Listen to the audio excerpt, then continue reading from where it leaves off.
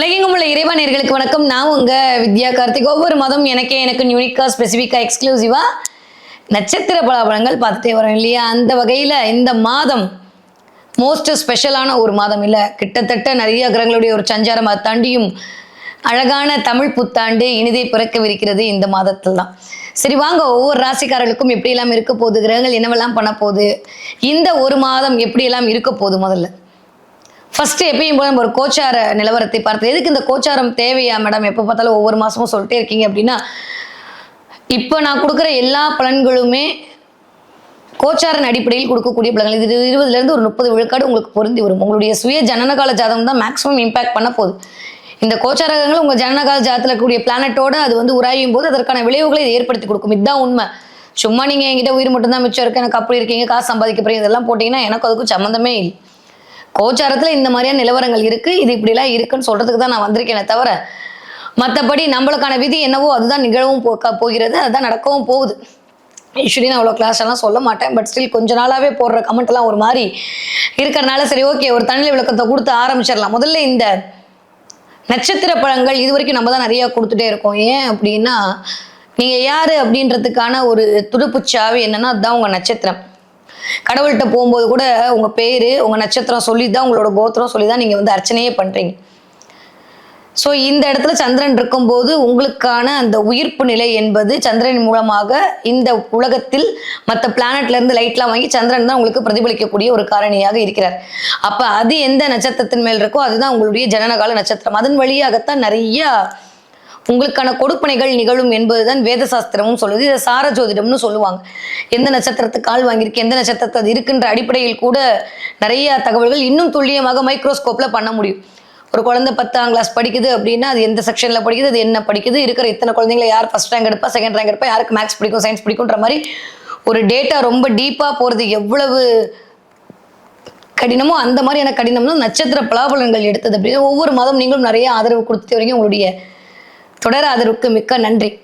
இப்போ அஸ்யூஷுவல் கோச்சாரம் பார்த்தோம் அப்படின்னா, சனியோடு இருக்கக்கூடிய சூரியனுடைய காம்பினேஷன் உலகத்துக்கே ஒரு மாதிரி தான் இருக்குது. போன மாதமும் நான் சொல்லியிருந்தேன், இந்த மாதம் கிட்டத்தட்ட 15 தேதிக்கு அப்புறம் இன்னும் என்ன நடக்கும் நடக்கவே பயமாக தான் இருக்குது.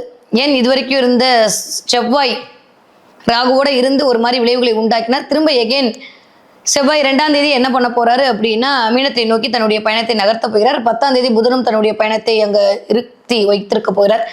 கிட்டத்தட்ட 4 கிரகங்களுடைய கிரக யுத்தம் நடக்க போகிறது மீன வீட்டில். இந்த பக்கம் அஸ்யூஷுவல் குரு அப்படியே வக்ர நிவர்த்தி அடைந்து அடுத்த வீட்டுக்கு நோக்கி என் உச்சத்தை நோக்கி போகிறதுக்கு ரெடியாக இருக்கேன்ப்பான்ற மாதிரி அவர் கொஞ்சம் ரெடி மூடில் உட்காந்துருக்காரு. இந்த பக்கம் காலபுருஷனோட 5ஆம் வீடான சூரியன் வீட்டில் கேது, 11ஆம் வீடான கும்ப வீட்டில் ராகு. இந்த மாதிரியான ஒரு காம்பினேஷனுடைய அமைப்பில் தான் இந்த மாதம் என்பது இனிதே பிறக்க காத்திருக்கிறது. சரி வாங்க, இந்த அமைப்பு ஒவ்வொரு நட்சத்திரக்காரர்களுக்கும் எப்படிலாம் இருக்க போகுது, என்னவெல்லாம் பண்ண போகுது அப்படின்னு சொல்லிட்டு பார்க்கலாம். முதல்ல நம்ம பார்க்கக்கூடிய நட்சத்திரமான தன்னுடைய விடாமுயற்சியால் விஸ்வரூபம் எடுக்க காத்து கொண்டிருக்கும் மேஷராசியின் முதல் நட்சத்திரமான அஸ்வினி நட்சத்திரக்காரர்களுக்கு இந்த ஏப்ரல் மாதம் எப்படியெல்லாம் இருக்க போகுது, கிரகங்கள் என்னவெல்லாம் பண்ண போறாங்க அப்படின்னா, ஆல்மோஸ்ட் ஃபென்டாஸ்டிக்கான டைம் பீரியட் அஸ்வினிக்கு இனிதை மலர காத்திருக்கிறது. நான் அப்படிதான் சொல்லுவேன். ஏற்கனவே நான் சொன்ன மாதிரி என்னதான் இருந்தாலும் கொஞ்சம் சைலண்டா வயலண்ட் பண்ணக்கூடிய ஆட்களாக மேஷராசிக்காரங்க தான் இருக்கீங்க. ஏன்னா ராசிநாதன் கொஞ்சம் அப்படியே சனியோட சேர்ந்து நீயா நானா அப்படின்ற மாதிரியான ஒரு கான்செப்ட்ல 2ஆம் தேதியிலிருந்தே பயணப்பட தயாராக இருக்கிறார். எப்போ? ஏப்ரல் மாதம். 19ஆம் தேதிக்கு அப்புறம் 2ஆம் வீட்டு அதிபதியான மிஸ்டர் சுக்கிரனும் தன்னுடைய வீட்டை நோக்கி டிராவல் பண்றது அப்படின்றது ஒரு மாதிரி உங்களுக்காக, உங்களுடைய வருமானத்திற்காக நீங்கள் மேற்கொள்ளக்கூடிய அத்தனை விடயங்களும் உங்களுக்கு பாசிட்டிவா நடக்கக்கூடிய சைனை உருவாக்கி கொடுப்பதற்கான காரணியாக அமைய காத்திருக்கிறது. 2ஆம் வீட்டு அதிபதி தலைக்கு மேல இருக்கிறது. 2ஆம் வீட்டு அதிபதி அப்படியே ஒரு மாதிரி சமத்துவமாகி சுபத்துவமாகி அடுத்து அமர போறது. இதெல்லாம் வந்து ஒரு நல்லவே எல்லாம் கூடி வரக்கூடிய காலகட்டமா இருக்கு. 10ஆவதுக்கு ராகுக்கு எது நட்சத்திர பயிற்சி வர நிகழப்போகிறது. இது வரைக்கும் இருந்து அப்படியே மக நட்சத்திரமான கேது சுயசாரத்தை வாங்க போறாரு கேது. ஸோ அஸ்வினி அப்படின்னாலே கேதுவின் ஆதிக்கம் பொருந்திய ஆட்கள் தான் இல்லையா? அப்படிப்பட்ட அஸ்வினி நட்சத்திரக்காரர்களுக்கு இந்த ஒரு மாத காலம் எப்படி இருக்கும் அப்படின்னா, இந்த தடவை கொஞ்சம் பாயிண்டா டக்குன்னு ஒரு சீக்கிரம் முடிக்கிற மாதிரி சில விஷயங்களை சொல்லணும் அப்படின்னா, ஒரு 5 விதமான விடயங்களை எதிர்பார்க்கலாம். நிறைய பேருக்கு ஆரோக்கிய பிரச்சனையிலிருந்து சரியாக போகுது. உங்களுடைய ஜனனகால ஜாதகத்தில் 6ஆம் அதிபதி திசை 8ஆம் அதிபதி திசை நடக்கிறது பட்சத்தில் ஆரோக்கியத்தில் கொஞ்சம் கவனமாக இருக்க வேண்டும். இந்த தடவை 12ஆம் வீட்டில் இத்தனை கிரகங்களுடைய சேர்க்கை. 12ஆம் இடம்ன்றதே உங்களை இன்வெஸ்ட் பண்ணக்கூடிய இடம், நான் சொல்லிக்கிட்டே இருக்கேன். ஸோ அந்த இடத்துல இத்தனை கிரகங்களுடைய சேர்க்கை இருக்கும்போது தூங்க முடியாமல் கொஞ்சம் தூக்கத்தில் டிஸ்டர்பன்ஸ் வந்துட்டு போகும். தூக்கத்துக்கு ரொம்ப இம்பார்ட்டன்ஸ் கொடுக்க முடியாது. வருமானத்திற்காகவே இந்த மாதம் முழுக்க நம்மளுடைய மனதெல்லாம் மாட்டி படைக்கும். எதை பண்ணி காசு சம்பாதிக்கிறது, எப்படி காசை ரெடி பண்ணுறதுன்ற மாதிரி கொஞ்சம் கடன்கள் அதிகரிக்கக்கூடிய காலகட்டம். 10ஆம் தேதிக்கு அப்புறம் தான் புதன் வரப்போறாரு, அது வரைக்கும் வக்ரத்தில் இருக்காருன்றதுல ஓரளவுக்கு நம்மளுக்கு முதல் ஒரு 10 தேதிகள் ஒரு மாதிரி மூச்சு விடக்கூடிய அமைப்புல இருந்தாலுமே 15ஆம் தேதிக்கு அப்புறம் எக்ஸ்ட்ராடினரியா இருக்க போகுது. ஏப்ரல் 15 அஸ்வினி நட்சத்திரக்காரர்களுக்கு ஏறு முகம்தான். ஏன்னா உங்களுடைய நட்சத்திரத்துல 3ஆம் பாதத்தில் தான் சூரியன் உச்சம் அடைகிறார். ஏப்ரல் மாதமே சூரியன் தன்னுடைய அமைப்பை மேஷத்தை நோக்கி ஆரம்பித்து விடுவார். அதுதான் சித்திரை மாத பிறப்பு, தமிழ் வருட பிறப்பு, நம்மளுக்கு எல்லாம் தெரியும். ஸோ 5ஆம் வீட்டு அதிபதி தலைக்கு மேல உச்சமாதல் என்பது ஒரு மிகச்சரியான ராஜயோகம், வருடத்திற்கு ஒரு முறை கிடைக்கக்கூடிய அமைப்பு. ஏறுமுகம் தான். நான் சொன்ன மாதிரி ஜெயிக்கணும் ஜெயிக்கணும் ஜெயிக்கணும்ன்றது மட்டும் தான் மண்டையில ஓடிக்கிட்டே இருக்க போகுது அஸ்வினி நட்சத்திரக்காரர்களுக்கு. நிறைய வியாபாரிகள், நிறைய தொழில் முனைவோர், நிறைய பெண்களுக்கெல்லாம் மிகச்சரியான ராஜயோகம் காத்திருக்கிறது. ஹெல்த் வைஸ் ஒரு மாதிரி கஷ்டப்பட்டுட்டு இருந்த பெண்கள், மென்டலி ரொம்ப யாருக்கும் சொல்ல முடியாம தவிச்சிட்டு இருந்த பெண்களுக்கெல்லாம் இந்த தடவை மிகச்சரியான ராஜயோகம் கூடுது. பாக்கியப்படியுமே எனக்கு தெரிஞ்சு மே மாதமே குரு பயிற்சி ஆரம்பிச்சிருவார். நான் ஏற்கனவே சொன்ன மாதிரி ஒரு மாசத்துக்கு முன்னாடி தன்னுடைய அமைப்பை கொடுக்க ஆரம்பித்துருவான்ற அமைப்புல 3ஆம் இடத்துல இருக்கக்கூடிய குரு தன்னுடைய அடுத்த வீட்டை நோக்கி நகரக்கூடிய அமைப்பு என்பது சுயம் என்கிற ஸ்தானத்தில் இயங்க வைக்கும். உங்களுடைய திறமை வெளிப்படக்கூடிய காலகட்டமாக இருக்கும்.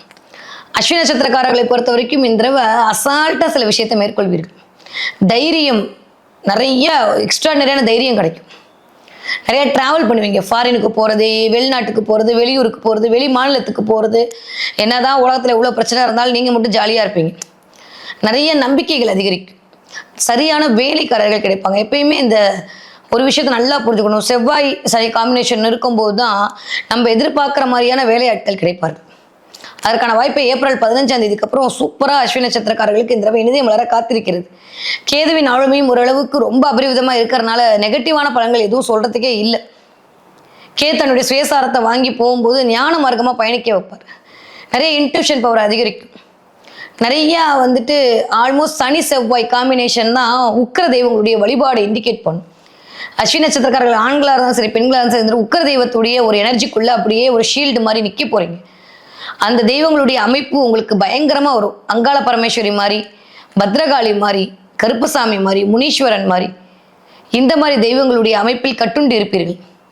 வாய்ப்புகளுக்காக தேடிக்கொண்டிருக்கக்கூடிய அஸ்வினி நட்சத்திரக்காரர்களுக்கு சரியான வாய்ப்பு கிடைக்க போகிறது. ஒட்டு மொத்தத்தில் சொல்லணும்னா ராஜயோகம் இனிதே கூடி வருகிறது அஸ்வினி நட்சத்திரக்காரர்களுக்கு.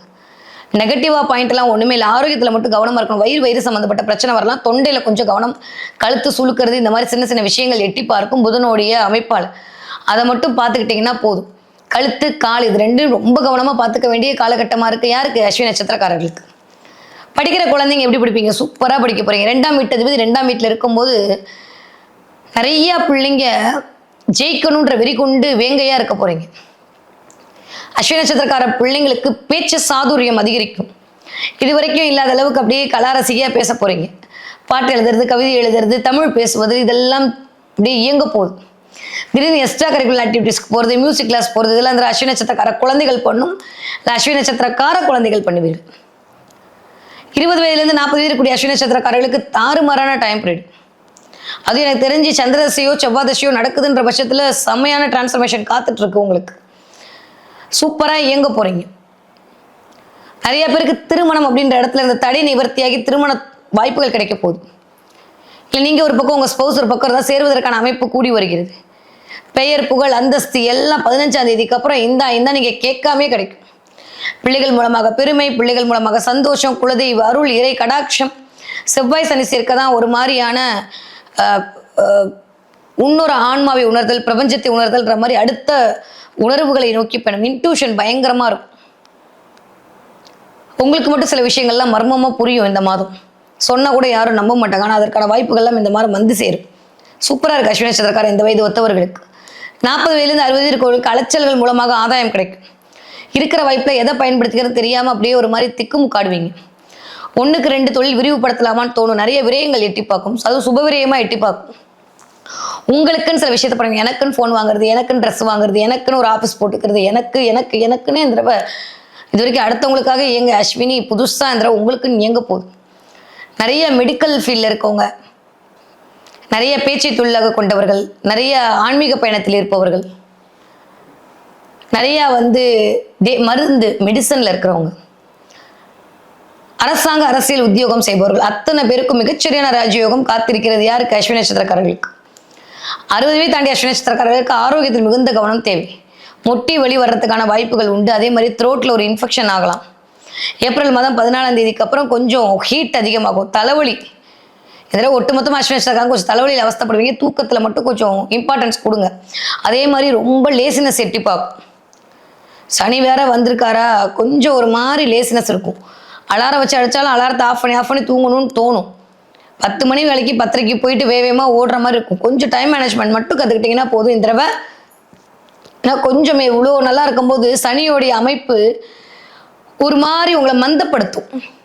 அதுக்காக கொஞ்சம் யோகா தியானம் எக்ஸசைஸ்லாம் கொஞ்சம் நீங்கள் இந்த தடவை சம்மர் வேற நல்லா வெயில் கொளுத்த போது எப்படியும் ஆரம்பிச்சிட்டிங்கன்னா ஃபிசிக்கலாகவும் சரி மென்டலாகவும் சரி ரிலாக்ஸ் ஆகிடுவீங்க அஸ்வினி நட்சத்திரக்காரர்கள். ஸோ அதில் அஸ்வினி நட்சத்திரக்காரங்க வழிபாடு செய்ய வேண்டிய தெய்வம் என்னவென்றால் பிள்ளையார்பட்டி கற்பக விநாயகர் வழிபாடு மிகச்சரியான ஏற்றத்தையும் மாற்றத்தையும் கொடுக்கும். கேதுவோட அமைப்பு சூப்பராக இருக்குது. அந்த கேதுக்கு வீடு கொடுத்தவன் வேற தலைக்கு மேலே உட்கார போகிறான். ஞான மார்க்கத்தில் பயணிக்க போகிறீங்க. பெயர் புகழ் அந்தஸ்தெல்லாம் கிடைக்க போகுது. நிறைய நல்லவையெல்லாம் கூடி வரப்போகுது. உங்களுக்கு தசா புத்தி நன்றாக இருக்கிற பட்சத்தில் கண்டிப்பாக நீங்கள் கேட்டபடியே கிடைக்கும். எல்லாமே சூப்பராக இருக்குது. 40 வயதுக்கு மேலே கூடிய அஸ்வினி நட்சத்திரக்காரர்களுக்கு ஆளுமை பண்பு அதிகரிப்பதற்கான வாய்ப்புகள் கூடி வருவதற்கான அமைப்பெல்லாம் இந்த தடவை உண்டு. ஸோ இந்த தடவை என்ன பார்ப்பீங்கன்னா நிறைய வானவில் பார்ப்பீங்க. பார்த்தீங்கன்னா நான் கமெண்ட்டை சொல்லுங்கள். அஸ்வினி நட்சத்திரக்காரர்கள் நிறைய வானவில் பார்க்கறது, திரிசூலம் பார்ப்பதற்கான வாய்ப்புகள்லாம் இந்த தடவை உண்டு. அம்பிகையோட அருள் அப்படியே நிற்க போகுது. லைஃப் பண்ண மழையமா மாறப்போகுதுன்னு சொல்லக்கூடிய சமிக்கைகளாகத்தான் இந்த வானவில் பார்த்தல் என்பது இயல்பாகவே நிகழப்போகிறது அஸ்வினி நட்சத்திரக்காரர்களுக்கு.